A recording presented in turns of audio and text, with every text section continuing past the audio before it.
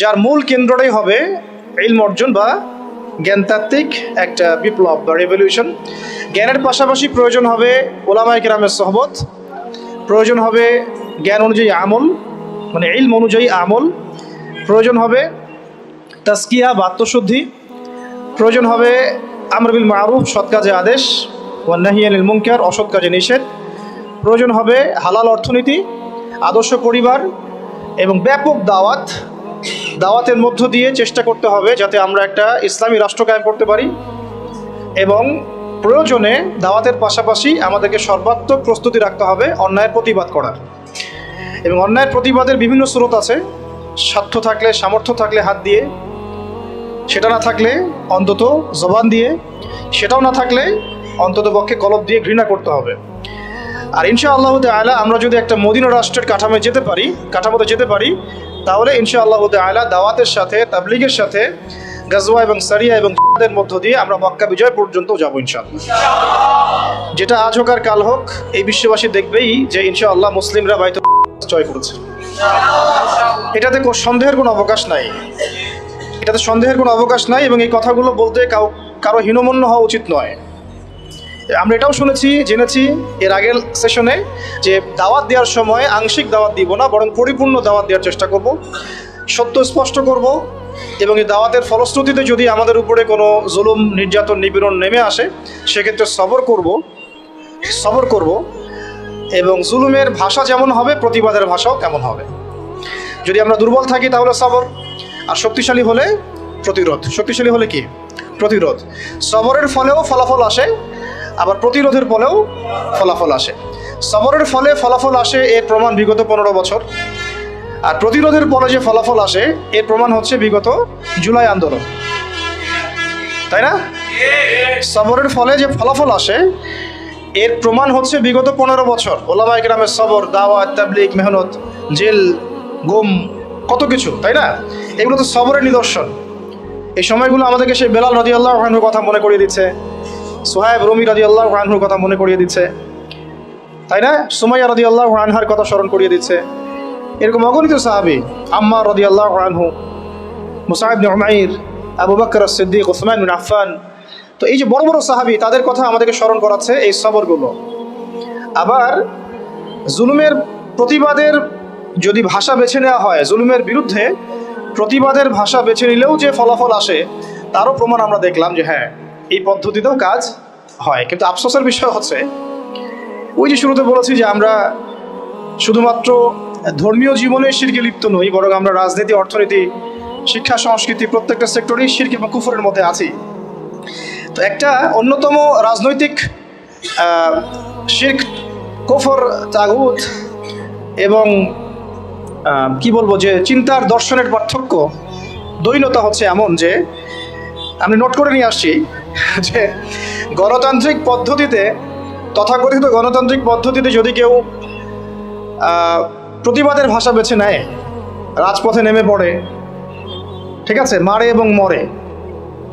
আবার বলছি, তথাকথিত গণতান্ত্রিক পদ্ধতিতে কেউ যদি প্রতিবাদের ভাষা বেছে নেয়, রাজপথে নেমে পড়ে, হাতে ছোটোখাটো তুলে নেয়, ঠিক আছে, এবং নিজেও মারে এবং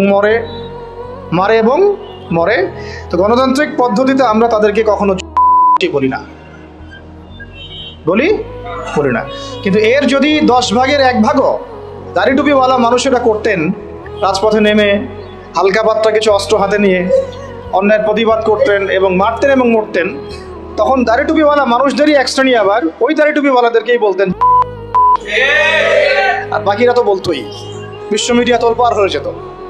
তাই এই হলো জাহালাত। দেখুন, তবে ওই ভাষায় যে কাজ হয় এটার প্রমাণ কিন্তু বিগত জুলাই বিপ্লব। কাজ তো হয়েছে নাকি? আমরা কিন্তু কেউ ছাত্র ভাইদের এই বিপ্লবকে সমালোচনা করছি না, তাদের এই অভ্যুত্থানের সমালোচনা কিন্তু আমরা কেউ করছি না। তাদেরকে কেউ বলেছে তারা এই কাজটা যদি আমরা করতাম রাস্তায় নেমে, তাহলে কি হতো কি না? আমরা তো করিনি, শুধু এতটুকু বলেছিলাম যে দিন কায়েম হয় দাওয়াত এবং মধ্য দিয়ে। তাতেই তো এই শব্দগুলো যারা বলেছে তারা ওই বেলাল রাদিয়াল্লাহু আনহুর মতো স্যাক্রিফাইস করতে হয়েছে, সুমাইয়া রাদিয়াল্লাহু আনহার মতো শহীদ হতে হয়েছে, কারো কাঁধে 10টা 20টা 50টা মামলা ঝুলছে, ঠিক আছে, কাউকে 10 বছর, 12 বছর, 3 বছর, 5 বছর জেলে পচে মরতে হলো। এখনও যে কত কি হচ্ছে এগুলো তো আমরা সবাই জানি। তো এই যে দেখুন বৈষম্য, তাই না, ন্যায় বিচারের বৈষম্য, সত্য গ্রহণের বৈষম্য, এই বৈষম্যগুলো দূর করতেও ইলমের দরকার। কিসের দরকার? এই যে অ্যান্সারটা আমি দিলাম, এই অ্যান্সারটা কিন্তু তারা কেউ উল্টাতে পারবে না ইনশাআল্লাহ। এটা এমন একটা দলিল আপনাদেরকে দিলাম, এই দলিলটা তারা কখনোই কিয়ামত পর্যন্ত উল্টে দিতে পারবে না ইনশাআল্লাহ, যে তারা সার্জিসদেরকে কখনো বলবে না। গণতান্ত্রিক পন্থীরা এবং সো কল ডেমোক্রেটিক সিস্টেমের মধ্যে যারা আছেন তারা কখনো আমাদের এই ভাইদেরকে কখনো সন্ত্রাসী বলবে না, বরং গণতান্ত্রিক পদ্ধতিতে তারা এই কনফ্লিক্টগুলোকে জায়েজ করে নিয়েছে। এটা আমরা যদি সিরাতের ভাষায় কথা বলতাম এবং তাবলিগের সাথে, দাওয়াতের সাথে আমরা বলতাম, এতটুকু বলতাম যে অন্যায়ের প্রতিবাদ করা উচিত, যেখানে জুলুম হবে তার প্রতিরোধ করা উচিত, শুধু প্রতিরোধ করা উচিত, তাহলে আমাদেরকে বিশ্ব মিডিয়ায় একেবারে বলে তুলকালাম করে ফেলত, তাই না? করেছে, করতো, ভবিষ্যতেও করবে। ভবিষ্যতে আবার নতুন কোনো মদ আসে, নতুন কোনো বোতলে, বুঝতে পারছি কি, নতুন কোনো মদ আসে বা নতুন কোনো বোতল আসে, তাহলে তারাও একই সুন্নতেই হাঁটবে বলে আমরা মনে করি। এই জন্য আমরা এই পদ্ধতিতে যারা আছে তাদেরকে বিশ্বাস করতে পারি না। এই আদর্শ, এই দিনের মধ্যে যারা প্রবেশ করেছে তাদেরকে আমরা সিরাতের আলোকে বিশ্বাস করতে পারি না। যাই হোক, ওইটা আমাদের আজকে আলোচনার টপিক না। ইনশাল্লাহ একদিন আপনাদেরকে পলিটিক্যাল সায়েন্স পড়াবো ইনশাল্লাহ। এটা নিয়ে অনেক কথা আছে আর কি, কিভাবে এর মধ্যে শিরক আছে, কুফর আছে, এবং কিভাবে এরা রোমানদের দাসত্ব করছে। রোমান সভ্যতার দাসত্ব তারা কিভাবে করছে আমি আপনাদেরকে দলিল দিয়ে, প্রয়োজনীয় স্লাইড দিয়ে বা প্রেজেন্টেশন দিয়ে বুঝাই দিব ইনশাআল্লাহ। আজকে অন্য প্রসঙ্গ, যেহেতু এই প্রসঙ্গে আসি, যে যত কিছুই আমরা দেখছি আশপাশে, আবার কনক্লুশনে আসি, যত কিছু, যেমন ব্যক্তি জীবনের ফিতনাগুলো, ব্যক্তি জীবনের জাহালাতগুলো, সামাজিক ফিতনাগুলো, সামাজিক জাহালাতগুলো, অর্থনৈতিক ফিতনাগুলো, অর্থনৈতিক জাহালাতগুলো, সাংস্কৃতিক ফিতনা, সাংস্কৃতিক জাহালাত, পলিটিক্যাল ফিতনা, পলিটিক্যাল জাহালাত, এবং দুনিয়াবী সাফল্য, পরকালীন মুক্তি, এই কয়েকটা মৌলিক বিষয়কে ট্রেস করতে হলে, বুঝতে হলে, আইডেন্টিফাই করতে হলে, এই সমস্যাগুলো চিহ্নিত করতে হলে এবং সমাধানের পথ বের করতে হলে একটাই সলিউশন, সেটা হচ্ছে আমাদের প্রত্যেককেই যার যার জায়গা থেকে ইলমের চর্চা করতে হবে। ঠিক আছে ভাই? আর ইলমের চর্চাটা আমরা কিভাবে করব, আমাদের সামনে রাস্তা কি কি, এবং আসলে আমরা যারা জেনারেল লাইনে পড়েছি তাদের হালত তো আরও দুর্দশা অনেক বেশি খারাপ। তো সব কিছু মিলিয়ে আমাদের একটু সলিউশনে আসতে হবে যে কীভাবে আমরা করতে পারি। প্রথম কথা হচ্ছে ভাই, 1 নম্বর পয়েন্টগুলো খুব ভালো করে একটু মাথায় নিব আমরা। 1 নম্বর হচ্ছে যে ইলম যে ফরজ, এটা আমার মাথায় আগে সেট করতে হবে। কি বললাম ভাই, বলেন? ইলম অর্জন যে ফরজ, এটা আপনার মাথায় আগে বদ্ধমূল করতে হবে, মনন মগজে, হৃদয়ে, মননে, মগজে বদ্ধমূল করতে হবে যে ইলম অর্জন করা নফল নয়, সুন্নত নয়, মুস্তাহাব নয়, এটা ফরজ কাজ। তো প্রথম কথা কি বললাম বলেন? ইলম অর্জন করা যে ফরজ, এটা আমাদের মনে, মেজাজে, দেমাগে বদ্ধমূল করতে হবে। বুঝতে পারছি? আমরা সবাই কিন্তু জুমার নামাজকে গুরুত্ব দেই না। দৈনিক নামাজ সে পড়ুক না পড়ুক, জুমার সালাতে হাজির। কেন? তার ধারণা হচ্ছে এই নামাজ না পড়লে তার ইসলাম টিকবে না, কাফের হয়ে যাবে, তাই না? আবার দেখা যায় রমজান মাসে রোজা মাস্টবি রাখতেইছে, তারাবি পড়ছে। তো অনেকে নামাজ পড়ছি, কেন পড়ছি? কারণ আমি এটাকে ফরজ হিসেবে মূল্যায়ন করছি। কিন্তু আপনি ইলম অর্জনকে মূল্যায়ন করছেন না খুব একটা, কারণ আপনি এটাকে ফরজিয়াতটাকে আপনি মূল্যায়ন করতে পারছেন না। মনে করছেন এটা নফল, করলেও হয় না করলেও হয়, এটা ওলামায়ে কেরামদের কাজ, আমাদের পড়তে হবে না, আমরা না করলেও চলবে। আবার অনেকে মনে করেন যে অনেক সময় পড়ে আছে, পরে শিখে নিব, এটা একটা ধোঁকা শয়তানের। আবার অনেকে মনে করেন যে আমার বয়স হয়ে গেছে, আমি পারবো না, আমি জেনারেল লাইন থেকে আসছি, আমি কি পারবো এগুলা, এরকম অনেকে মনে করেন। শয়তান 3টা ধোঁকায় ফেলে আমাদেরকে আর কি। একটা হচ্ছে যে আমার দ্বারা হবে না, আমি পারবো না, এটা একটা ধোঁকায় ফেলে। আরেকটা হচ্ছে আমি অনেক জানি, আমার জানার দরকার নাই। এটাও জেনারেল ভাইদের মধ্যে বহুত ফিতনা আছে এরকম আর কি। ফেসবুকে কি কম দেখলাম, ইউটিউবে কি কম লেকচার শুনছি, আমি কি কম বিষয়ভিত্তিক বই পড়ছি, এরকম চিন্তা আর কি। তো মনে করে আমি অনেক জানি, এবং অনেক জানি এতটাই কেবর বা আত্মহমিকা চলে আসে যে ওলামায়ে কেরামের সমালোচনা করতে বা তাদের ভুল ধরতে বা তাদেরকে অনেক সময় কাফের ফতোয়া দিতেও বুক কাঁপে না। দেখা যায় যে স্বঘোষিত মুজতাহিদ হয়ে গেছে আর কি। মুজতাহিদ বুঝলেন কিনা, এটা ইজতিহাদ করার যোগ্যতা সে অর্জন করে ফেলেছে বলে মনে করে, সে নিজেকে স্কলার মনে করে। এক কথায় আপনাদের ভাষায় কি, স্কলার মনে করে, কিন্তু সে কিন্তু কোনো ক্লাসিক্যাল একাডেমিক পড়াশোনায় সে যায় নাই। তো এই 3টা ফিতনায় আমরা জর্জরিত হই। একটা হলো আমি অনেক জানি, আমার জানার দরকার নাই, একটা হলো আমার দ্বারা হবে না, আমি পারবো না, আর একটা হচ্ছে অনেক সময় পড়ে আছে, পরে শিখে নেব। কি এমনটা হয়নি? আচ্ছা, তাহলে সবার আগে আমাদেরকে যে বিষয়টা দিকে ফোকাস করতে হবে সেটা হলো ইলম অর্জন যে ফরজ, তালাবুল ইলমি ফরিদাতুন আলা কুল্লি মুসলিম, এটা আমার মগজের মধ্যে আগে বসাতে হবে। এটার ফরজিয়াত যদি আমি বুঝতে পারি তাহলে আমি প্রতিদিন অন্তত পক্ষে 1 ঘন্টা সময় তো দিতে পারবো ইনশাআল্লাহ। অন্তত 1 ঘন্টা দিতে পারবো না ইনশাআল্লাহ? ইনশাআল্লাহ। এখন যখন ফরজ মনে করেছি তাহলে এখন খুঁজতে হবে যে আমার সামনে পথ ও পদ্ধতি কি। আর আমরা তো এর আগের সেশনে জানলাম যে ইলম অর্জন একা একা করা যাবে না। এটা ইন্নামাল ইলমু বিত্তাআল্লুম কথা একটা হাদিসের মধ্যে আছে, অনেক সালাফও বলেছেন যে ইলম অর্জনটা কিন্তু আপনাকে সোহবতে গিয়ে একেবারে আমরা যেটাকে নার্সিং করা কি বলি, আমরা বলি না যে আমরা বাচ্চাদেরকে নার্সিং করতেছি, তো এই নার্সিংয়ের মতোই ইলমটা শিখতে হয়। এটা এমন না যে জাস্ট কিতাব বাসায় নিয়ে গেলাম পড়লাম, ঠিক আছে, বা আমি একটা অডিও রেকর্ড শুনলাম, বা আমি একটা ভিডিও দেখলাম, একটা লেখা পড়লাম ফেসবুকে, কিছু ক্লিপ আসলো ফেসবুকে, ভিডিও ইউটিউবে আসলো, রিলস আসলো, এর মধ্য দিয়ে আমি আলেম হয়ে গেলাম। বিষয়টা কিন্তু এমন নয়, বরং এটা আরও ফিতনার জগৎ। এটাতে উপকার থাকতে পারে কিছু, কিন্তু অপকার অনেক অনেক বেশি। এবং উপকার অপকার ধরার মতো যে হিকমা বা প্রজ্ঞা বা বাসিরা, এটাও আমাদের কিন্তু বেশিরভাগের নাই। তাই আমরা যদি ওই জগতে ইলম খুঁজতে যাই তাহলে একটা মারাত্মক ভুল করব, তখন আমি নেক্সট স্রোতে ধোঁকা খাইতে পারি। তাই ইলম অর্জন করতে হবে ওলামায়ে কেরামের সোহবতে এবং তত্ত্বাবধানে, পরামর্শ নিয়ে, তাদের কাছে সিলেবাস করে নিয়ে এবং তাদের সাথে যোগাযোগ রেখে।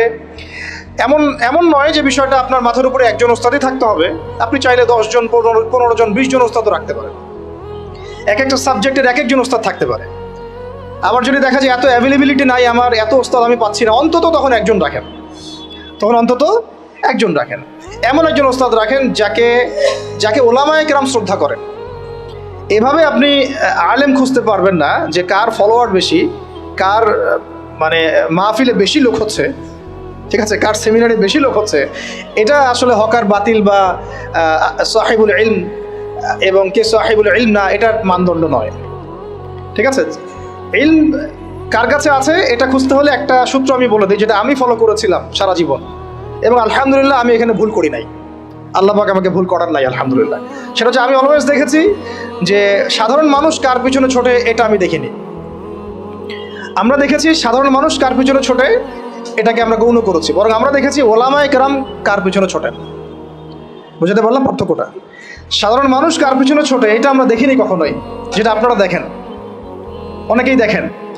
আমরা দেখেছি ওলামায়ে কেরাম কার পিছনে ছোটেন। এটা যদি আপনি দেখতে পারেন, আপনি ইনশাআল্লাহ একেবারে সাহিবুল ইলম পর্যন্ত পৌঁছে যাবেন ইনশাআল্লাহ। বুঝতে পারছি? এটা এখন আপনার দায়িত্ব। আমি তো একটা দুটা নাম বলে দিলে এটা আপনি বলবেন যে আমি তাকে পছন্দ করি না, বা আমি তাকে হক মনে করি না। আমাদের তো আবার হক মনে করার মানদণ্ড অনেক রকম, অনেক সময় এটা আবার বিভিন্ন দলে দলে ভাগ হয়ে গেছে আর কি। যে আইডিওলজি বিলং করে তার বাইরে কাউকে হক মনে করতে চায় না। তো এটা আপনারা খুঁজে নেন, আল্লাহ পাক খোঁজার তৌফিক দান করেন।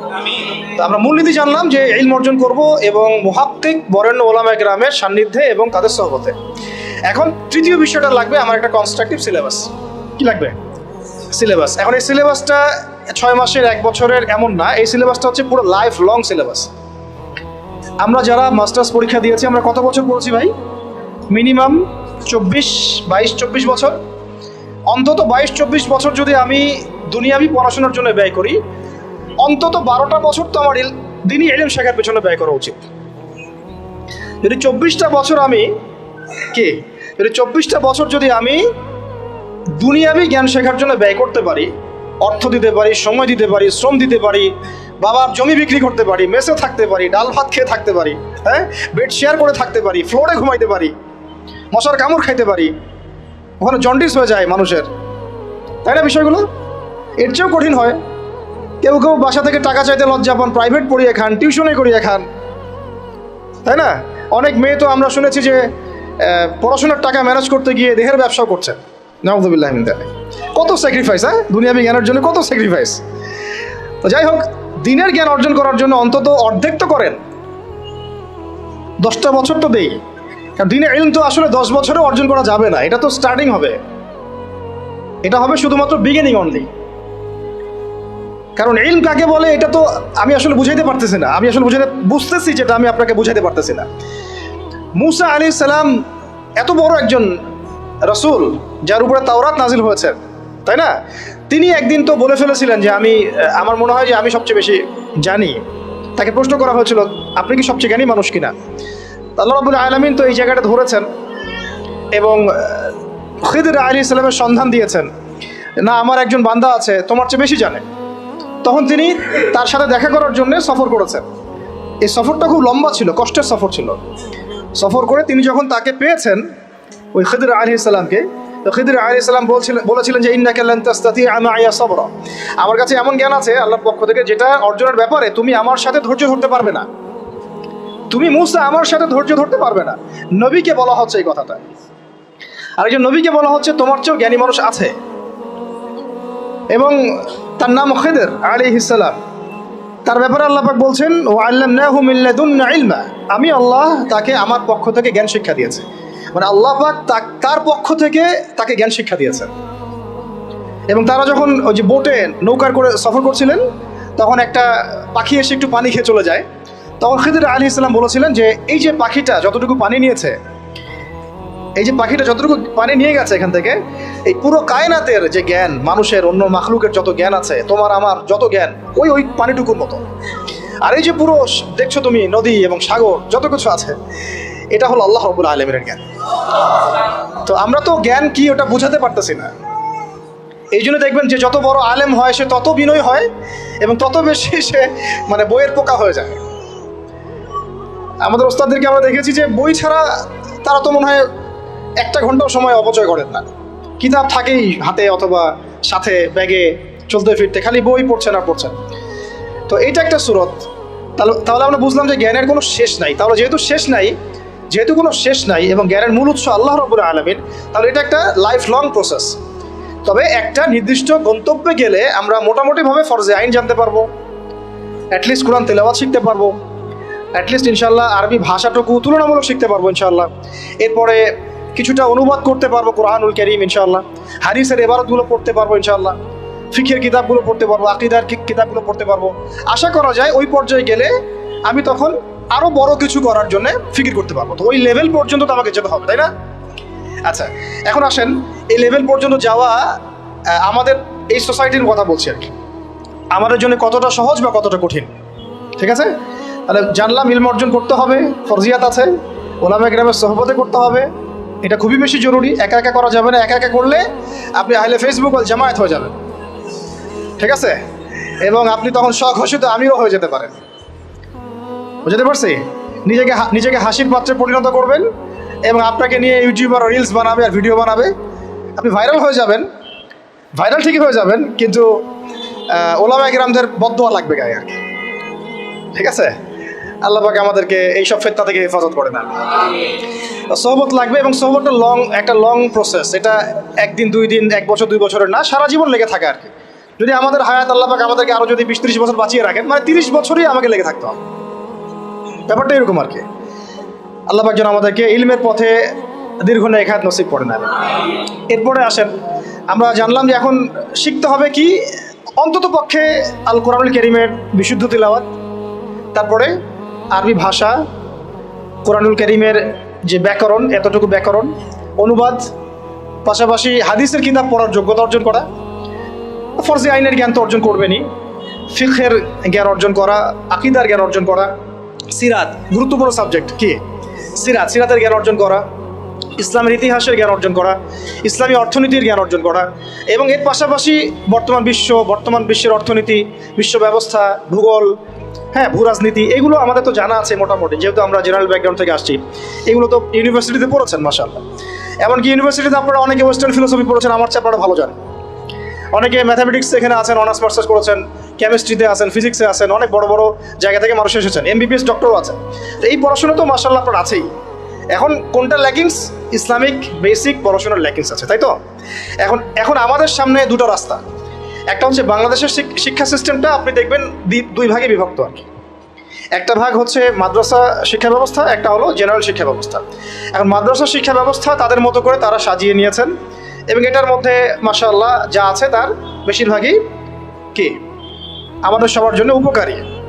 হয়তো মাদ্রাসা শিক্ষার কারিকুলামে জেনারেল শিক্ষার কিছু সাবজেক্ট নাই, যেমন ধরেন ফিজিক্স নাই বা সায়েন্সের বেসিক সায়েন্সগুলো নাই, ইংরেজি হয়তো সব জায়গায় বাধ্যতামূলক না, কিছু কিছু জায়গা হয়তো আছে। তারপরে ভূরাজনৈতিক প্রেক্ষাপটগুলো নাই, ইকোনমিক্সের পড়াশোনাটা কম, মানে যে পড়াশোনাগুলো এখন ওয়ার্ল্ডকে ডিল করতে প্রয়োজন হচ্ছে এইগুলো কিছু কিছু ক্ষেত্রে কোনো কোনো মাদ্রাসায় নাই। আর যে মাদ্রাসাগুলো পুরোপুরি আধ্যাত্মিক, ঠিক আছে, ইলম এবং তাসাউফে পরিপূর্ণ, ওই মাদ্রাসাগুলোতে এই সাবজেক্টগুলোর প্রয়োজনও নাই। কারণ ওইটা যদি ওখানে ঢুকানো হয় তখন সেখানকার রুহানিয়াত নষ্ট হয়ে যাবে। এই সেন্সে ওগুলো এভাবে আছে, এটা পারফেক্ট আছে। হয়তো তারা যখন আলেম হয়ে যাবেন, দাওরা হাদিস পাশ করবেন, মানে ইফতা দিয়ে ফেলবেন, এরপরেও তারা চাইলে কিন্তু ইংরেজিতে একটা কোর্স করতে পারেন, আইসিডির কোর্স করতে পারেন, তাই না, কম্পিউটার সায়েন্সের কোর্স করতে পারেন। এভাবে তারা তাদের সেলফ স্কিল ডেভেলপমেন্ট করতে পারেন। তো ওই দিকে তাদেরকে আর কোনো রকম চাপ দেওয়ার সুযোগ নাই, বা দেওয়ার দরকারও নেই, উচিত না। আমাদের দিকে আসেন, বাকি সাবজেক্ট আরেকটা ডিপার্টমেন্ট হচ্ছে জেনারেল ডিপার্টমেন্ট, তাই না? তো এখন আমাকে একটা প্রশ্ন উত্তর দেন যে মাদ্রাসা ব্যাকগ্রাউন্ডের স্টুডেন্টদের সংখ্যা বেশি না জেনারেল ব্যাকগ্রাউন্ডের স্টুডেন্টের সংখ্যা বেশি? আচ্ছা, কোনো জরিপ আছে আপনাদের কাছে কত পার্সেন্ট বেশি? কোনো আইডিয়া আছে যে আমাদের মাদ্রাসা ব্যাকগ্রাউন্ডের স্টুডেন্ট সংখ্যা কত এবং জেনারেল ব্যাকগ্রাউন্ড স্টুডেন্টের সংখ্যা কত? জি, মোটামুটি কাছাকাছি গিয়েছেন আপনি। 25% আমাদের দেশে মাদ্রাসা ব্যাকগ্রাউন্ডের মানুষ আছে। কত পার্সেন্ট? 25%। 75% হচ্ছে আমাদের জেনারেল ব্যাকগ্রাউন্ডের মানুষ। কোন ব্যাকগ্রাউন্ডের? জেনারেল ব্যাকগ্রাউন্ড, মানে আপনারা যারা আমাদেরকে মানে ইংরেজি শিক্ষিত বলেন আর কি, তাই না? এটা হচ্ছে 75%। আরেকটা বিষয় নোটিস করেন, সেটা হচ্ছে বাংলাদেশের পলিটিক্স, বাংলাদেশের সংবিধান, বাংলাদেশের সংসদ সদস্য, এমপি মন্ত্রীরা, অর্থনীতির সিস্টেম, ব্যাংকার, ফাইন্যান্স যারা ডিল করেন, গার্মেন্টস সেক্টর যারা ডিল করেন, যারা সমাজের নেতৃত্ব দিচ্ছেন, ঠিক আছে, তারা সবাই, তাদের দেখা যায় 98%ই জেনারেল ব্যাকগ্রাউন্ড থেকে আসছেন, ঠিক আছে? আচ্ছা, বাকি 25% মানুষ আমাদের মাদ্রাসা ব্যাকগ্রাউন্ডের সাথে সম্পৃক্ত। এখান থেকে ওলামা ইকরাম প্রডিউস হচ্ছেন, তারা আমাদেরকে নীতি, নৈতিকতা, দিন, ইসলাম এগুলো শিখাচ্ছেন। একটা জিনিস আপনি খেয়াল করেন, যদি আপনি কোনো আলেমকে বলেন যে আপনারা হয়তো 10 জন আছেন, এখানে 10 জনের মধ্যে ধরেন যে 8 জন হচ্ছে আলেম বা মাদ্রাসা ব্যাকগ্রাউন্ডের, 2 জন হচ্ছে জেনারেল ব্যাকগ্রাউন্ডের, কখনোই 2 জন জেনারেল ব্যাকগ্রাউন্ডের কাউকে ওলামায়ে কেরাম ইমামতির দায়িত্ব দিবেন না। দিবেন কি? নামাজির মতো দায়িত্ব দিবেন? কেন দিবেন না? কারণ তারা খুব ভালো করেই জানেন এটা অনেক সমস্যা হতে পারে, তিলাওয়াতে ভুল হতে পারে, অর্থ বিকৃত হয়ে যেতে পারে, বা তার চেয়ে অনেক যোগ্য ব্যক্তি সামনে আছেন, তাই তো? দেখেন, মসজিদের ইমামতির দায়িত্বের ক্ষেত্রে আমরা জেনারেল ব্যাকগ্রাউন্ডের মানুষকে কিন্তু অতটা প্রায়োরিটি দিব না। স্বাভাবিক, যত ভালোই তেলাওয়াত আপনি করেন না কেন, যত ভালোই আপনি মানে কোরআনের হিফজ করেন না কেন, দেখা যাবে যে না, সেখানে ওলামা ইকরামদেরকেই প্রাধান্য দেওয়া হবে। এটা দেওয়াই উচিত, এটাই স্বাভাবিক, এটাই হবে। কিন্তু আমার একটা প্রশ্ন আছে, মসজিদ, মাদ্রাসা, ওয়াজ মাহফিলের প্যান্ডেল, লেকচারের এই মানে ডায়াসগুলো, এই জায়গাগুলোতে দেখা যাচ্ছে আমরা জেনারেল ব্যাকগ্রাউন্ডের মানুষদেরকে অতটা প্রায়োরিটি দিচ্ছি না, সঙ্গত কারণেই দিচ্ছি না।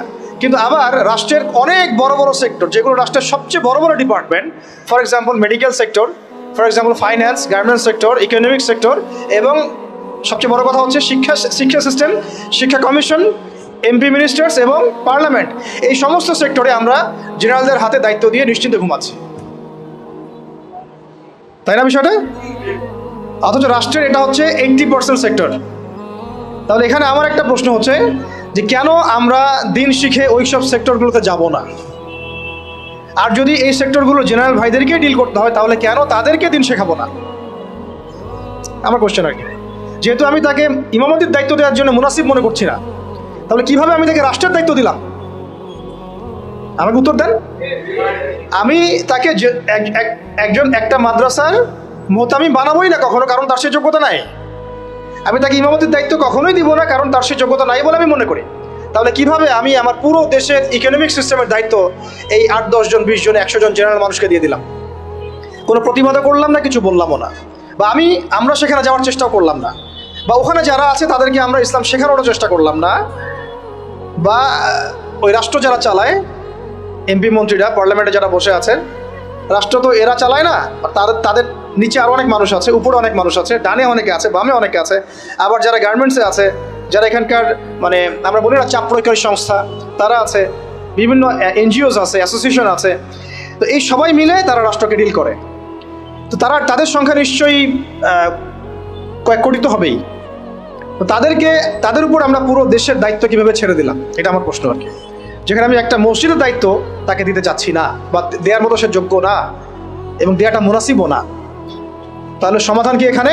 সমাধান হচ্ছে দুটা। একটা হচ্ছে আমাদের ওই 25% মানুষকেই ওই জায়গাগুলোতে যেতে হবে। কে?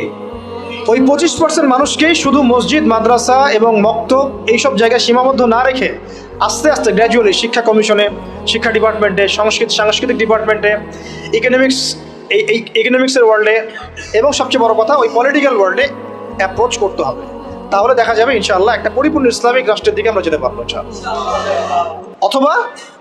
অথবা এই সেকশনে যে মানুষগুলো আছে তাদেরকে মহব্বতের সাথে কাছে ডেকে বা তাদের কাছে দিনকে সহজলভ্য করে এমনভাবে তাদেরকে তৈরি করা যেন তারা ওই লেভেলে গেলে রাষ্ট্র যেন বিপথে না যায়। ঠিক যেমন আমি মসজিদ সামলাতে পারছি, সে যেন যোগ্যতা নিয়ে রাষ্ট্র সামলাতে পারে। এই কাজটা কিন্তু আসলে আমার মনে হয় না খুব বড় স্কেলে কখনো হয়েছে, বা আমাদেরকে এটা ফিকির আমরা করেছি। আল্লাহ আমাদের তৌফিক দান করে দেন। এখন রাস্তা হচ্ছে দুটো। একটা হচ্ছে কি আপনার জেনারেল শিক্ষা এবং মাদ্রাসা শিক্ষা। এটা নিয়ে আমি কথা আর বলছি না, মাদ্রাসা শিক্ষা নিয়ে। জেনারেল শিক্ষা নিয়ে এখন আপনাদের সাথে কথা আর কি। এটা হচ্ছে একটু করা হবে, হজম করতে হবে, একটু হজম করতে হবে আর কি। আমরা যখন দেখেন সময় আছে হাতে, আমরা যখন জন্মগ্রহণ করেছি একটা সেকুলার পরিবারে, আমাদের বেশিরভাগই ইসলামিক কোনো ফ্যামিলিতে হয়তো জন্ম নেয় নাই। এমনই হয়, মাদ্রাসা ব্যাকগ্রাউন্ড হলো আলাদা হিসাব। যারা জেনারেল লাইনের ছাত্র আর কি, তারা কিন্তু বেশিরভাগই সেকুলার পরিবারগুলো থেকে আসছেন আর কি। পরিবার আমাদেরকে শিখিয়েছে ছোটোবেলা থেকেই যে প্লে নার্সারি 1, 2, 3 থেকে পড়াশুরু করতে হবে। আস্তে আস্তে আমি কি করব, বৃত্তি পরীক্ষা দিব 5-এ, দেন 8-এ, তারপরে আমি এসএসসি যাব, এইচএসসি যাব, অনার্স মাস্টার্স করে আমি অনার্স মাস্টার্সের আগে তো বিয়ে করা যাবে না, হারাম, তাই না? হারাম করে দেওয়া হয়েছে আর কি সমাজ থেকে। তারপরে চাকরি খুঁজবেন, আপনি জুতা ক্ষয় করবেন আরও 2-3 বছর। কেউ বিসিএস ক্যাডার হবেন, কেউ ইঞ্জিনিয়ারিংয়ে যাবেন, কেউ ডক্টর হবেন। মানে জন্মের আগে পিঠে একটা সিল মারা হয়, হয় বিএনপি না হলে আওয়ামী লীগ, আর না হলে একটা সিল মারা হয় ডাক্তার না ইঞ্জিনিয়ার, তাই না? এই তো স্বপ্ন। অথবা সরকারি কোনো চাকরি পেতে হবে। এইভাবে এই মেজাজে কিন্তু আমাদেরকে গড়ে তোলা হয়েছে। তো এইভাবেই চলছিল, সব কিছু চলছে বিগত প্রায় 40-50 বছর থেকে এইভাবেই চলছে। জেনারেল লাইনের পড়াশোনাগুলোর কথা বলছি আর কি। এর আগের অবস্থা যদি এমন ছিল না, আর ওই সময় জেনারেল লাইনে পড়াশোনার মধ্যেও ইসলামিক অনেক বিষয় ছিল, যেটা আস্তে আস্তে বিভিন্ন সরকার এসে তাগুদ এসে এটাকে সরিয়ে দিয়েছে। এখন এই সিস্টেমের মধ্যে বুকে হাত দিয়ে বলেন তো ভাই, যে আপনারা কত বছর পড়াশোনা করেছেন? মিনিমাম 20 বছর, মিনিমাম 20 বছর। এবং প্রত্যেকটা ক্লাসে আপনাদেরকে 8টা-10টা করে বই পড়ানো হয়েছে, আমাদেরকে পড়ানো হয়েছে। এবং এই বইগুলোর মধ্যে বেসিক ইসলাম তো কখনো ছিলই না। আমরা প্রাইমারি পাস করেছি, ক্লাস 5 পর্যন্ত। প্রাইমারি পাস করা বাংলাদেশের কোটি কোটি স্টুডেন্টকে যদি আপনি সূরা ফাতিহার তিলাওয়াত ধরেন, তারা বলতে পারবে না। এটা বাস্তবতা। প্রাইমারি পাস করা ছেলে বাংলাদেশে হয়তো কয়েক কোটি হবে। তাদেরকে যদি আপনি শুধুমাত্র কোরআন তেলাওয়াতটা ধরেন বিশুদ্ধ করে, তাদের বেশিরভাগই পারবে না। আমি চ্যালেঞ্জ করতেছি, যারা পারবে তারা শিখেছে কোনো মক্তবে বা কোনো মাদ্রাসায় বা কোনো হুজুরের কাছে। তারা ইনস্টিটিউশনালি শেখে নাই, একাডেমিক্যালি শেখে নাই, তাদের সিলেবাসে এটা ছিল না, এখনও নাই, পরিবর্তিত বাংলাদেশেও নাই। ভবিষ্যতে যারা সরকারে আসবে তারাও রাখবে কিনা আমরা জানি না। অথচ এটা নাকি মুসলিম কান্ট্রি, এবং 16 কোটি নাকি আমরা মুসলিম। এটা নাকি ইসলামিক কান্ট্রি। ইসলামিক কান্ট্রির শিক্ষা ব্যবস্থায় প্রাইমারি স্কুল পর্যন্ত আমার বাচ্চা কোরআন তেলাওয়াত শিখতে পারেনি, আমরাও পারি নাই। আমাদের বাবা মারা আমাদেরকে শিখিয়েছেন কোনো কওমি মাদ্রাসার আলেমের কাছে বা মক্তবে। আগে পড়েছি আমরা মক্তবে, তারপরে কওমি মাদ্রাসা যাওয়া আসা করতে করতে তেলাওয়াত শিখেছি। ওটা স্কুলে আমরা শিখি নাই। কোরআন বাদ দিয়ে সবই শিখেছি স্কুলে, অঙ্ক, বাংলা, ইংরেজি, সমাজ বিজ্ঞান, ধর্ম, সবই। এমনকি শারীরিক শিক্ষা। আমার তো মনে আছে আমাদের প্রাইমারি স্কুলে তখন সঙ্গীত একটা সাবজেক্ট ছিল,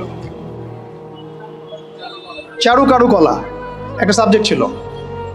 তাহলে আমরা সব শিখছি, ললিত কলা পর্যন্ত শেখানো হচ্ছে, কিন্তু সেখানে কোরআন নাই। মানে খাদ্য, বস্ত্র, বাসস্থান, শিক্ষা, চিকিৎসার মৌলিক যে চাহিদাগুলো, এর মধ্যে কোরআন স্থান পায় নাই, নাউযুবিল্লাহ। মানে কোরআন মুসলিমদের মৌলিক অধিকার নয়, তারা এটাই বোঝাতে চাচ্ছে। তা আমি বললাম না শুরুতে যে এই রাষ্ট্র শুধু পলিটিক্যালি সেকুলার রাষ্ট্র নয়, বরং এটা এডুকেশনালিও এটা একটা সেকুলার রাষ্ট্র, ইকোনমিক্যালি এটা একটা সেকুলার রাষ্ট্র। শুধুমাত্র পলিটিক্যালি এটা একটা সেকুলার রাষ্ট্র নয়, শিক্ষা ব্যবস্থায়ও এটা সেকুলার।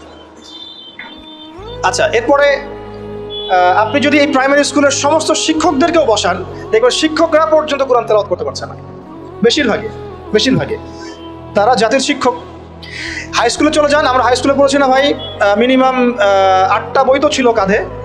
ওই ছোটোবেলায় ব্যাগটা ঘরে ধরিয়ে দেওয়া হতো, 8টা 10টা বই, তারপরে খাতা থাকতো, ডায়েরি থাকতো, কোরআন থাকতো কি বলেন, কায়দাটাও কি ছিল, আম্মা পাড়াও কখনো ছিল, একটা ধর্ম বই ছিল, ইসলাম ধর্ম। পরে রেজিম এসে ওটাকে দিয়েছিল ইসলাম ও নৈতিক শিক্ষা। তার কাছে মনে হচ্ছিল যে ইসলাম নৈতিক না, নৈতিক যোগ করতে হবে, নাউযুবিল্লাহি মিন যালিক। সে নৈতিক শব্দ যোগ করেছিল আর কি, মনে আছে কিনা ভুলে গেছেন? আচ্ছা, তো আমাদের ওই ব্যাগের মধ্যে কোরআন ছিল না। এখন ছিল না তার মানে দেখেন, ক্লাস 6 থেকে, প্রাইমারি শেষ, ক্লাস 6 থেকে নিয়ে 10 পর্যন্ত আপনি কি এই 5-6 বছরে 6টা সূরা মুখস্থ করছেন কিনা বলেন? স্কুলে হাই স্কুলে করেছেন? হ্যাঁ। আর বাকি কি সাবজেক্ট পড়েছি এটা তো আপনারা জানেন, ফিজিক্স, কেমিস্ট্রি, বায়োলজি ওখানে অ্যাড হয়ে গেছে। পর্যায় সারণী আমাদের ভাইদের মুখস্থ, hydrogen, helium, lithium, beryllium, boron, carbon, nitrogen, আর কি রে, ফ্লোরিন, নিয়ম, হ্যাঁ ভুলে গেছি আমি, এটা মুখস্থ ছিল আমারও। পদার্থবিজ্ঞানের যে আপনার কি সূত্রগুলো আছে একেবারে ইজ=mc² পর্যন্ত সব মুখস্থ আমাদের। হায়ার ম্যাথ কঠিন সাবজেক্ট ছিল না, হায়ার ম্যাথের সব সূত্র আমাদের মুখস্থ, ত্রিকোণমিতি, পরিমিতি সব গিলা শেষ। এদিকে বাংলা বই খুললে দেখা যায় বঙ্কিমচন্দ্র, শরৎচন্দ্র, হ্যাঁ, তারপরে আরও কত চন্দ্র, সব চন্দ্রই। আপনারা পড়েন না এগুলা? সবাই পড়ছেন, এটা তো হাসার বিষয় না, আমরা সবাই পড়ছি। এখন আমাদের ছেলেমেয়েরা পড়তেছে, চেঞ্জ হয়েছে নাকি এগুলা? এখানে আমাদের সময় তো একটা গদ্য ছিল মহানবী, ওইটাও পরে উঠাই দেওয়া হলো। ছিল কবিতা ওমরে ফারুক, কাজী নজরুল ইসলামের, ওইটা উঠাই দেওয়া হলো। মাইনাস করতে করতে করতে করতে একেবারে প্রথমে দেখেন রাজনৈতিক পশ্চিমা মতাদর্শ ঢুকিয়ে দিয়েছে, মানে দেশ থেকে রাজনৈতিক অবস্থান থেকে ইসলাম মাইনাস। তারপরে অর্থনীতির মধ্যে সুদ ঢুকাই দিল, অর্থনীতির মধ্যে থেকে ইসলাম মাইনাস। তারপরে সংস্কৃতির মধ্যে দিয়ে দিল যে বিজাতীয় সংস্কৃতি, ভারতীয় সংস্কৃতি, পশ্চিমা সংস্কৃতির মধ্যে থেকে ইসলাম মাইনাস। এরপরে শিক্ষায় হাত দিল, শিক্ষায় হাত দিয়ে আস্তে আস্তে মাইনাস করতে করতে করতে এখন শরীফ থেকে শরীফা এই জায়গায় নিয়ে আসছে আর কি আপনাদেরকে, আমাদেরকে। এই হলো শিক্ষা ব্যবস্থা কোন দেশের, যে দেশের 90% মানুষ নাকি মুসলিম বাই বার্থ। আমরা ইসলাম মানে মুসলিম পরিবারে জন্মগ্রহণ করতে পেরেছি। তো তাহলে ইসলামের হালতটা আমরা বুঝি, বোঝার চেষ্টা করি কি অবস্থা চলছে। মানে আমরা তো অনেক সময় মনে করি, এটা একটু বোঝেন, আমরা অনেক সময় মনে করি কি যে আমি, আমার এই ভাই, ওই ভাই, ওই ভাই, আমরা একটা কমিউনিটির মধ্যে আছি, পুরো দেশটাই মনে হয় আমাদের মতো। আসলে এই ক্যাপটিভ ওয়ার্ল্ড থেকে বের হয়ে যখন আপনি সামাজিকভাবে ডিল করতে যাবেন, দেখবেন সমাজে রন্ধ্রে রন্ধ্রে জাহিলিয়াতগুলো ঢুকে আছে। আমার ঘর থেকে বাইরে বের হন, তারপর দেখেন সমাজটা কেমন। মসজিদ থেকে বাইরে বের হন, দেখেন সমাজটা কেমন। আপনি বড় বড় কর্পোরেট ওয়ার্ল্ডগুলোতে ঢুকে দেখেন কি পরিমাণ খেয়ানত আর দুর্নীতি। পলিটিক্যাল জগতে ঢুকেন, তাহলে বুঝবেন যে মানুষ কত খারাপ হইতে পারে, কত জালেম হইতে পারে। প্রশাসনের মধ্যে ঢুকেন, তাহলে বুঝবেন কিভাবে মানুষ এত বড় বড় খুনি হইতে পারে। তো আমাদেরকে ক্যাপটিভ চিন্তা থেকে বের হতে হবে, আল্লাহ পাক আমাদেরকে তৌফিক দান করে না। এটা আপনারা পারবেন, বিকজ আপনারা এই ওয়ার্ল্ডগুলো ডিল করেন। যদি আপনারা ইসলামিক জ্ঞানে আলোকিত হন, তাহলে আপনাদের দ্বারা সম্ভব ইনশাআল্লাহ। আমরা দোয়া করি আল্লাহ পাক যেন তৌফিক দান করেন। তো এটা গেল হাই স্কুল। আচ্ছা, হাই স্কুলে তো A+ তো সবাই অটো পাস নাকি না? আচ্ছা, এবার আসেন হাই স্কুলের এই সবগুলো বাচ্চাকে যদি আপনি একটা জায়গায় বসান, তাদের 90% সূরা ফাতিহা বিশুদ্ধ করে পড়তে পারবে না। আমি চ্যালেঞ্জ করতেছি, যারা পারবে তারা কোথায় শিখছে? স্কুলে, কলেজে, না সরি, স্কুলে শেখে নাই, কলেজেও শেখে নাই, শিখেছে হয়তো মক্তবে অথবা মাদ্রাসায়, বা বাসায় কোনো টিচার রেখেছে, বা 3 দিন তাবলীগ শেখাতে সময় দিয়েছে, এক চিল্লা দিয়েছে এক ভাই, ওই চিল্লাতে শিখে গেছে। স্কুল তাকে শেখাতে পারে নাই, ব্যর্থ, পুরো সিস্টেমই ব্যর্থ। এবার এই হাই স্কুলের সব টিচারদেরকে বসান একটা জায়গায়, তাদেরকে বলেন, স্যার ম্যাডামদেরকে, যে sir madam please kindly recite only সূরাতুল ফাতিহা ফ্রম দ্য গ্লোরিয়াস কোরআন। এতটুকু বলেন যে ভাই, স্যার বা ম্যাডাম, আপনি শুধু কোরআন থেকে সূরাতুল ফাতিহাটা আমাদেরকে বিশুদ্ধ করে তেলাওয়াত করে শোনান। দেখেন আপনি 80% টিচার পারে কিনা। আই ডোন্ট থিঙ্ক সো, আমি মনে করি না তারা পারবে, এবং আমি এটা হলফ করে বলতে পারি পারবে না ইনশাআল্লাহ। এরপর আরও উঁচুতে যান, এরপর কোথায় ভর্তি হয়েছেন? কলেজে HSC দিবেন। তো HSC পর্যায় পর্যন্ত এই সব ছেলেমেয়েদেরকে বসান। এই সব ছেলেমেয়ের HSCর পরে, মানে SSCর পরে, তাদের তো দুটো হাতের জায়গায় 4টা পাখা গজা যায়। তখন তারা দেখবেন যে দেদারসে ফ্রি মিক্সিং, দেদারসে জেনা, দেদারসে মাদক, দেদারসে মারামারি, দেদারসে পলিটিক্স সবই করতেছে, শুধুমাত্র ইসলামিক জ্ঞান অন্বেষণ করা বাদ দিয়ে। ইল্লা মাশাআল্লাহ কিছু ভাইকে আল্লাহ হয়তো হেদায়েত দেন, তারা ফিরে আসেন। ওই টিচারদেরকেও বসান, সেম রেজাল্ট পাবেন আপনি। তারপরে অনার্স লেভেলে যান, সেম রেজাল্ট পাবেন, আমি বলে দিলাম ওয়াল্লাহি সেম রেজাল্ট পাবেন। এরপর আপনি চলে যান মাস্টার্স লেভেলে, একদম সেম রেজাল্ট পাবেন। তাহলে এই যে 20 থেকে 22 বছর সময় শর্ত, আমি শর্ট করলাম, আর অনেক কথা ছিল বলতে চাইছিলাম। এই যে 20-22 বছর আমাদেরকে যে পড়ানো হচ্ছে, একেবারে প্লে গ্রুপ থেকে নিয়ে আমাদেরকে যে মাস্টার্স পর্যন্ত পড়ানো হচ্ছে, আমার জীবনের যে 20-22টা বছর এরা খেয়ে ফেললো, এই 22টা বছর কি আমাকে শিক্ষামন্ত্রী ফিরাই দিবে? এই 22টা বছর কি আমাকে শিক্ষা কমিশন ফিরাতে পারবে? এই 22টা বছর কি আমাদের এই এমপি মন্ত্রীরা আমার 22 বছর, আপনার 22, আপনার 22, আপনার 22, পুরো 16 কোটি মানুষের মধ্যে 5-6 কোটি তো স্টুডেন্ট ছিল, সবার জীবন থেকে 20টা করে বছর তারা খেয়ে ফেলছে। তাহলে এক অনন্ত মহাকাল তারা খেয়ে ফেললো, এবং সেই সময়গুলোর মধ্যে তারা আমাদেরকে কোরআন শিখতে দিল না, আরবি ভাষাও শিখতে পারলাম না, কোরআনের তাফসীর তো দূরের কথা, অনুবাদও শিখতে পারলাম না, নাহু সরফের বেসিক জ্ঞান শিখতে পারলাম না, হাদিস তো এবারত দেওয়া তো বহু দূরের কথা, হাদিসের মানে জাস্ট রিডিং পড়াটুকু আমি শিখতে পারলাম না। আকিদার কোনো দার্স হলো না, সিরাত শেখা হলো না, ফিকহ তো শেখাই হলো না, উসুল তো বহুত দূর কি বাদ। তাহলে যে বেসিক সাবজেক্টগুলো সেগুলো আমরা শিখতে পারলাম না। অথচ এই বেসিক সাবজেক্টগুলো না শিখলে কেউ আলেম হওয়া তো বহু দূরের কথা, সে তালেবে ইলম হইতে পারবে না। কি হতে পারবে না? তালেবে ইলম হইতে পারবে না। তার মানে কি হলো? তার মানে হচ্ছে এই দেশের শিক্ষা ব্যবস্থা ইসলামের শিক্ষাকে বৃদ্ধাঙ্গুলি দেখাইছে। শিক্ষা ব্যবস্থার মধ্যে ইসলামের কোনো দরকার নাই। ইসলাম শিখতে হলে মাদ্রাসা যাও, ওখানে মসজিদে যাও, ওই মক্তবে যাও, বাসায় প্রাইভেট নিয়ে পড়ো। আমাদের এই লাখ লাখ স্কুলে, লাখ লাখ কলেজে, লাখ লাখ ইউনিভার্সিটি, হাজার হাজার বিশ্ববিদ্যালয়ে ইসলামের কথা বলতে আসবে না। শিক্ষা আমরা যা বুঝি তাই। তাহলে এটা কি কুফর না? আল্লাহ পাক যে জ্ঞানের মূল উৎস, আল্লাহ রাব্বুল আলামিন যে বলে আল্লামাল ইনসানা মা লাম ইয়ালাম, আল্লামাল ইনসানা মা লাম ইয়ালাম, আমি মানুষকে সেই জ্ঞান শিক্ষা দিয়েছি যা মানুষ জানতো না। তাহলে জ্ঞানের মূল উৎস আল্লাহ। তো আল্লাহকে ডিনাই করে, আল্লাহকে অস্বীকার করে যে শিক্ষা সিস্টেম চলেছে, এটা কি ইমানের উপর চলেছে না কুফরের উপর চলেছে? তাহলে শিক্ষার মধ্যে শিরক আছে, কুফর আছে, বোঝাতে পারলাম কি একটু? সেম ইকোনমিক্স নিয়ে যদি একদিন কথা বলি, দেখবেন এখানেও আল্লাহকে বাদ দিয়ে অর্থনীতি সাজানো হয়েছে। আর রাজনীতির কথা বাদ, ওটা পুরোটাই ডুবে আছে তাগুদের উপরে, পুরোটাই তাগুদি সিস্টেমের উপরে। এই জন্য 50 বছর 60 বছর, কারণ আমি তো বললাম, চ্যালেঞ্জ করলাম, আরো 50 বছর সময় নেন, আরো 50 বছর সময় নিয়ে এই সিস্টেমগুলো দিয়ে দেখেন ইসলাম কতটুকু কায়েম হয়।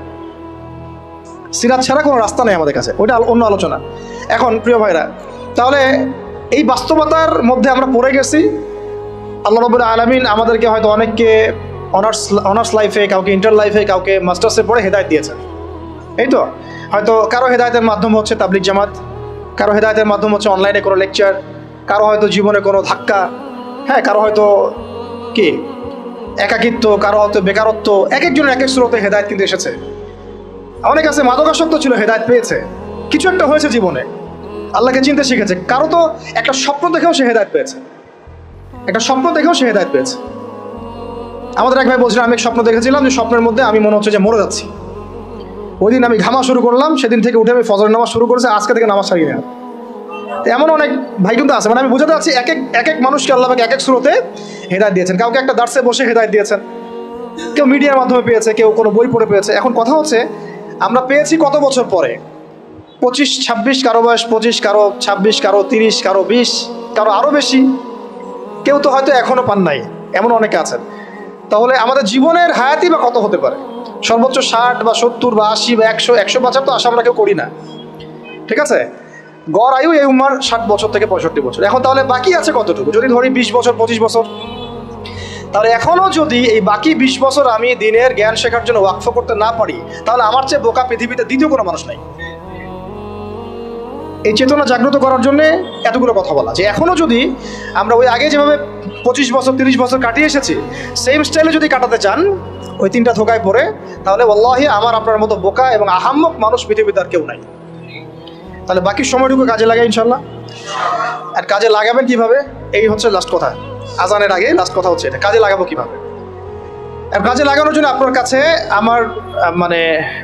আমার ক্ষুদ্র জ্ঞানে কয়েকটা অপশন আছে। এক হচ্ছে, আপনি কোনো একজন বরেণ্য আলেমকে ধরেন, আলেমকে ধরে তার দরবারে, তার দার্সে, তার মাদ্রাসায় পড়ে থেকে ইসলাম শিখেন, যেটা হয়তো সবার জন্য সম্ভব হবে না।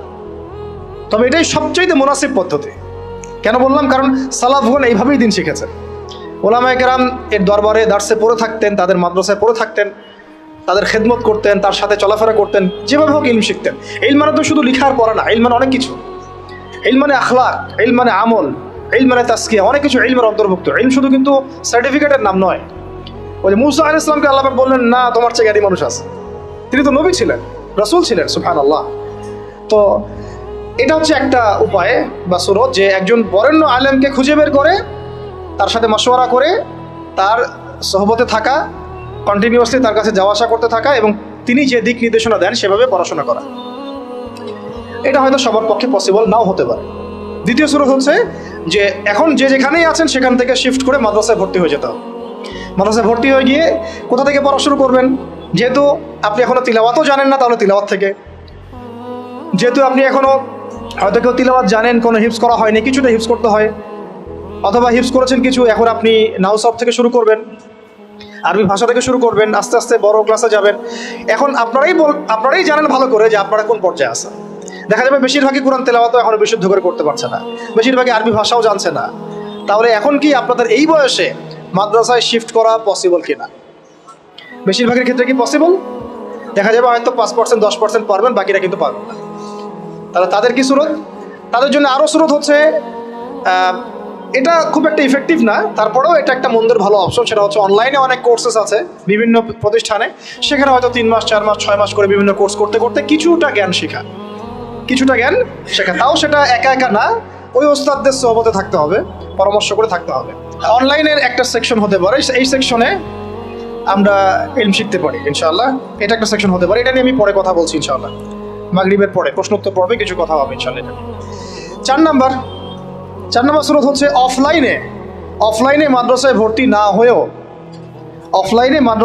না হয়েও ওলামায়ে কেরামের সোহবতে, তাদের তত্ত্বাবধানে এইরকম 6 মাস 3 মাস 1 বছর 2 বছর এরকম কিছু কোর্সের মধ্য দিয়ে শরিয়া গ্রাজুয়েশনের দিকে যাওয়া, শরিয়া গ্রাজুয়েশন কোর্সের মধ্য দিয়ে, অথবা ইসলামিক ডিপ্লোমার কোর্সের মধ্য দিয়ে, বা সাবজেক্ট ওয়াইজ বিভিন্ন কোর্সের মধ্য দিয়ে আপনি একটু একটু করে জ্ঞান শিখতে পারবেন। এটা একটা সুরত হতে পারে। একটা হতে পারে যে তাবলিগের সময় দিয়ে, বেশি বেশি সময় দিয়ে ওলামায়ে কেরামদের সোহবত এখানে পাবেন, ওইখানে আবার কোরআন তেলাওয়াত থেকে শুরু করে আস্তে আস্তে একটু একটু করে আগানো। তো মূল পড়াশোনা কিন্তু এই 4-5টা মাধ্যমের মধ্যে ওই দুইটাই। একটা হলো আপনার মাদ্রাসা শিফট হয়ে ভর্তি হয়ে পুরো ক্লাসিক্যাল সিলেবাসে পড়াশোনা করা, যেটা বেশিরভাগের ক্ষেত্রে পসিবল হয় না। আর একটা হলো ওলামায়ে কেরামদের কোনো একজন, অন্তত একজনকে ধরে রেখে তার সাথে নিসবত রেখে যাওয়া আসা করতে করতে তার কাছে জ্ঞান শিখতে থাকা। এছাড়া কিন্তু জেনারেল শিক্ষিত এই ভাইদের জ্ঞান শেখার খুব একটা রাস্তা আমার জানা মতে আমার চোখে পড়ে না। বাকি যেটা আপনাদের সামনে পড়ে সেটা হলো আহলুল ফেসবুক ওয়াল জামাআহ, যেটার মধ্য দিয়ে আপনারা জ্ঞান শিখবেন না, বরং জাহালাত শিখবেন। অল্প কিছু জ্ঞান শিখতে পারেন, অমুক একটা লেকচার দিচ্ছে, ভাই আপনার একটা লেকচার শুনলাম, এই কথা বলছেন, ওই কথা বলছেন, এইগুলো জাস্ট বিচ্ছিন্ন একটা কাটিং পিস আর কি। আমরা এই যে আজকে যে লেকচারটা হলো, এই লেকচারটা হয়তো পুরোটা অনলাইনে আপনি কখনো পাবেনও না, এমনও হতে পারে। হয়তো এখান থেকে কেউ একজন অল্প কিছু অংশ দিয়ে দিচ্ছে, ওই অংশটুকু নিয়ে মানুষ ভাইরাল করে রেখে দিল, অথচ এখানে যে আরো অনেক আলোচনা হয়েছে এটা কিন্তু আর কেউ বুঝতে পারলো না, জানতে পারলো না। একইভাবে যারা এই ফেসবুকিং করে আর ইউটিউবিং করে, তাদের বেশিরভাগ কিন্তু দিনের জ্ঞানে পাণ্ডিত্য অর্জন করে নাই, তাই তাদের ম্যাক্সিমামই জানে না কোন অংশটুকু প্রচার করতে হবে আর কোনটা প্রচার করতে হবে না। এই কারণে তারা এমন অংশ প্রচার করে যেটার প্রচার করলে ওদের কাছে মনে হয় ভিউজ বেশি হবে। ওই ভিউজের ধান্দায় গিয়ে তারা সমাজে ফিতনা ছড়ায় দেয়। আর একটা বিতর্কিত বক্তব্য কারো চলে গেলে আমাদের তো একটা দায়িত্ব আছে, বিতর্কিত বক্তব্য আসলে আমাকে আবার কাউন্টার দেওয়াই লাগবে। তখন বিভিন্ন আলেম আবার বসে বসে ওয়াজ মাহফিলে কাউন্টার দেওয়া শুরু করবে। আবার ওই কাউন্টার পিসগুলোকে নিয়ে তারা আবার রিল তৈরি করবে, ক্লিপ তৈরি করবে, করে আবার কাউন্টার ভিডিও দিবে। এই চলতে থাকবে, মূল আলোচনা থেকে জাতি বঞ্চিত হয়ে গেল। তো এই জগৎটাতে আপনি ইলম পাবেন না, বরং বেশিরভাগই জাহালাত পাবেন। তাহলে প্রিয় ভাইরা এবং বোনদেরকেও বলছি একই সাথে, বোনদের কথা বলতে ভুলে গেছি, আমার মনে ছিল না যে এখানে কিছু বোন আছে। এখন এটা হলো আপনাদের সুরত, আপনাদের কাছে তাও কিছু সাহসিকতা আছে যে ঠিক আছে আমি জব ছেড়ে দিলাম বা আমি আমার পড়াশোনা ছেড়ে দিলাম, দিয়ে আমি মাদ্রাসায় ভর্তি হয়ে গেলাম। এই সাহস তো করে অনেকদিনই ভাই, করে না? করছে। অনেকে বলছে ঠিক আছে আমি অফলাইনে শিখবো, ওস্তাদের কাছে শিখবো, 6 মাস 1 বছর 2 বছর যা লাগে লাগুক, আমি শিখবো। এরকম সাহস কিন্তু অনেকদিনই ভাই দেখান। অনেকে আপনার অ্যাভেলেবল আলেমকে পান, তাদের সোহবতে যেতে পারেন, তাদের সাথে কথা বলতে পারেন, বাট বোনরা কি করবে? তাদের তো সাপ্তাহিক তালিম ছাড়া আর কিছুই করার থাকে না। এমনকি বিয়ে হয়ে গেলে তো সংসারে চলে যায়, তখন তো মানে সন্তান প্রতিপালন করতে তাদেরকে সব কিছু ব্যয় করতে হয়, তারা কিন্তু তখন ইলম শেখার সুযোগটা পান না। আর এই বোনরা যখন ইউনিভার্সিটিতে পড়েন, সেখানে মেসে থাকেন, তাই না? ওখানে দেখা যায় বাসার থেকে টাকা পাঠায় বা প্রাইভেট পড়ে টিউশনি করে তারা ইউনিভার্সিটিতে পড়াশোনা করেন, এবং অনেক দিনই সেখানে হ্যারাসমেন্টের শিকার হন, পর্দার খেলাফ কাজ করতে হয়, টিচারদের দ্বারা হ্যারাসমেন্ট হন, বন্ধুর দ্বারা হ্যারাসমেন্টের শিকার হন, কোনো সময় ধর্ষণের ঘটনাও ঘটে। আর কখনো ধর্ষণ না হলেও ফ্রি মিক্সিংয়ের কারণে অনেকেই জেনায় লিপ্ত হয়ে যেতে পারে, তাই না? এটা কি পার্সেন্টেজ কম না বেশি? এটাও কিন্তু খুব মানে মহামারীর মতোই ছড়াইছে বিষয়টা। এর প্রমাণ আমরা সবাই জানি, আমরা বাইরে হয়তো বলছি না, কিন্তু আমরা জানি ভিতর থেকে এটা হয়। তো এখন এই বোনদের দিন শেখার ফিকিরটা কি? তারা কিভাবে দিন শিখবে বলেন? আপনারা বলেন, আমরা কি করবো এই বোনদের জন্য? কি করতে পারি আমরা তাদের জন্য? এখন যদি মহিলা মাদ্রাসা তৈরি করতে থাকি, তাহলে এই বোনদের পক্ষে কি পসিবল যে তাদের এই সব কিছু ছেড়ে দিয়ে আবার নতুন করে মিজান জামাতে ভর্তি হওয়া, বা এসো আরবি শিখি বইটা নিয়ে ভর্তি হয়ে পড়াশোনা শেখা, আরও 10 বছর পড়াশোনা করা? তাদের পক্ষে কি পসিবল? তাহলে তাদের পক্ষে অফলাইনে শেখার জন্য এইরকম কিছু কোর্সের দরকার আছে, স্থানীয়ভাবে, যেখানে তাদেরকে শিখতে না হয়, প্রত্যেকটা জেলায় প্রত্যেকটা গ্রামে ইউনিয়নে প্রত্যেকটা জায়গায় তারা যেন এগুলো অ্যাভেলেবল পায়। তাহলে হয়তো তারা কিছুটা দিন শিখতে পারবে ইনশাল্লাহ, যেটা মক্তব প্রজেক্টের আন্ডারে আনা যায় বা ইসলামিক স্ট্যান্ডার্ড প্রজেক্টের আন্ডারে আনা যায়। অথবা তাদেরকে অনলাইনে কিছু দিনের দার্সের মধ্য দিয়ে, কোর্সের মধ্য দিয়ে হয়তো দিন শেখানো যাবে, তাও লিমিটেড। কারণ অনলাইনের মধ্য দিয়ে পরিপূর্ণ দিন শেখানো যায় না, এটা আমি নিজেই বলে দিচ্ছি, এটা আসলে পসিবল না। কিছুটা দেওয়া যায়, কিছুটা দার্স দেওয়া যায়। আপনারা এখানে বসে আছেন, একটা আই কন্ট্যাক্ট হচ্ছে, মাথা নাড়াচ্ছেন, আমার কথা বুঝতে পারছেন। অনলাইনে আমি জাস্ট কানের মধ্যে একটা ইয়ারফোন লাগাইলাম, আর আমি দেখছি এখানে কতজন জয়েন করেছে, আমি আমার বক্তব্য দিয়ে গেলাম, কাউকে পড়া ধরলাম, দিল, যে পড়া করলো, কেউ করলো না, আমি তদারকি করতে পারলাম না। এখানে যদি আমার বাচ্চা থাকে 100টা, আমি কিন্তু একজন করে টিচার দিয়ে আমি পড়াতে পারতাম। তো অনলাইনে পরিপূর্ণ আসলে সেই ইলমের যে নূরটা, সে যে তাসিরটা, এইটা আসে না আর কি। তো ওইটাও একটা মন্দের ভালো অপশন। তাহলে দেখেন আমরা কত বড় বিপদে আছি। বিপদটা কি গেস করতে পারছেন আমরা কত বড় বিপদে আছি? ইলম শেখার ইচ্ছা থাকলেও অনেক সময় উপায় আমাদের সামনে থাকছে না। সবচেয়ে বড় আমাদের মানে ভয়ঙ্কর বিপদটা কি? অনেকের ইলম শেখার ইচ্ছা আছে, কিন্তু আপনি উপায় বের করতে পারছেন। তাহলে এই 4টা 5টা 6টা উপায়ের বাইরে যদি কোনো উপায় থাকে, তাহলে আপনারা আমাকে জানাবেন। আর যদি দেখা যায় এর বাইরে কোনো উপায় নাই, তাহলে এই 4টা 5টা উপায়ের মধ্যে কোনো একটা আপনাকে গ্রহণ করতে হবে। গ্রহণ করে ইনশাআল্লাহ তাআলা ইলম শিখতে হবে। কারণ ইলম অর্জন না করলে আমল, তাসকিয়া, ওই দাওয়াত, ওই আমর বিল মারুফ, ওই নাহি আনিল মুনকার, আর ওই জিহাদের কথা বলছেন, ইসলামিক হুকুমতের কথা বলছেন, শরিয়া কায়েমের কথা বলছেন, এগুলো এতটা সহজ নয়। কারণ শুরুটাই হচ্ছে ইলম থেকে। বরং এই ইলম ব্যতীত যদি আমরা এগুলো করতে যাই, তখন হবে কি, আমরা নেক্সট তো ধোকা খাইতে পারি, বরং আমরা উম্মার উপকার করতে গিয়ে ক্ষতি করে ফেলতে পারি। তো আল্লাহ রাব্বুল আলামিন আমাদের সবাইকে যেন ইলমের এই সমুদ্রে ডুব দেওয়ার তৌফিক দান করেন। এবং ইলম শুধুমাত্র সার্টিফিকেট কেন্দ্রিক নয়, বরং এটা অবশ্যই আধ্যাত্মিক ব্যাপার। তাই আদবের সাথে, আখলাকের সাথে, ধৈর্যের সাথে, 3টা বড় কথা বলছি ভাই। আদবের সাথে, বেয়াদবরা কখনো ইলম অর্জন করতে পারে না। ওয়াল্লাহি বেয়াদবরা কখনো ইলম অর্জন করতে পারে না। যারা ওস্তাদের সাথে বেয়াদবি করেছে, তারা কখনো আলেম হতে পারে নাই, ঝরে পড়ে গেছে। দাওরা দিয়েছে কিন্তু ঝরে পড়ে গেছে, বিকজ ওস্তাদের সাথে বেয়াদবি করেছিল। ওস্তাদ মন খারাপ করেছেন, বদদোয়া দেন নাই, জাস্ট মন খারাপ করেছেন। আর ওস্তাদের খেদমত করে বহু মানুষ জেনারেল থেকে আল্লাহর ওলি হয়ে গেছে। আমাদের সামনে মিসাল আছে, জেনারেল থেকে আল্লাহর ওলি হয়ে গেছেন এমন বহু মানুষ আছেন ওস্তাদের খেদমত করার কারণে, আলেমদের সম্মান করার কারণে। আরেকটা লাগবে সবর। কি লাগবে? সবর। একদিনে তো হবেই না, সারা জীবন লেগে থাকতে হবে। আরেকটা হচ্ছে ইস্তেকামা, মানে দৃঢ়তা, মানে আমাকে লেগে থাকতেই হবে, যত বছর লাগুক, সারা জীবন লাগুক। ঠিক আছে? এই বিষয়গুলো তাসকিয়া অর্জন করার বিষয় আছে, এবং ইলম অর্জনের সাথে আমলের একটা ব্যাপার আছে, ধারাবাহিকতা বজায় রাখা। এবং প্রতিদিনের রুটিনের মধ্যে এই ফরজিয়াত, আবার বলছি, ইলম অর্জন কি ফরজ, এই ফরজিয়াতটাকে একটা গুরুত্বপূর্ণ জায়গায় রাখা। সারাদিনের কাজের মধ্যে এটা আমার ফরজ কাজ। নামাজের পর আমি অবশ্যই ইলম অর্জনকে রাখবোই রাখবো। এভাবে যদি আমরা ইনশাআল্লাহ তাআলা আমাদের জীবনটাকে এখনও ঢেলে সাজাতে পারি, আমার মনে হয় এভাবে যদি আমরা 5 বছর 10 বছর আমাদের একটা টার্গেট নেই, আশা করা যায় যে আমরা অনেক বড় আলেম না হলেও অন্তত তালেবে ইলম হতে পারবো। আর আমাদের সন্তানদেরকে আলেম বানাতে পারবো ইনশাআল্লাহ। যে ভুল আমরা করেছি ওইটা আমরা বাচ্চাদেরকে করাবো না। আমাদের স্ত্রীরা হয়তো এখন নতুন করে আবার আলেমা হতে পারবে না, বাট তালেবে ইলম হতে পারবে। আমরা আমাদের মেয়েদেরকে বানাতে পারবো আলেমা, হাফেজা, মুহাদ্দিসা ইনশাআল্লাহ। তো এটাই আমাদের ফিকির, আমাদের লক্ষ্য, যাতে এখন যারা জেনারেল শিক্ষিত ভাইরা আছেন তাদেরকে যেন ফিরিয়ে আনা যায় এবং একটা সিলেবাস কেন্দ্রিক পড়াশোনা করানো যায়, যাতে তারা অন্তত তালেবে ইলম হয়। এটা অনলাইনেও সম্ভব, অফলাইনেও সম্ভব, দুটার স্রোতে আমরা রেখেছি। মাগরিবের পর আমি বলবো ইনশাআল্লাহ যে আমাদের অনলাইন স্রোতগুলো কি, অফলাইন স্রোতগুলো কি, ঠিক আছে? আর দিনী বোনদের জন্য সেম ব্যবস্থা থাকবে। আর আমাদের বাচ্চাদের জন্য আমরা কিছু ফিকির করেছি, এই ফিকিরগুলো নিয়ে আমরা ইনশাআল্লাহ মাগরিবের পর আলোচনা করবো, ঠিক আছে ইনশাআল্লাহ।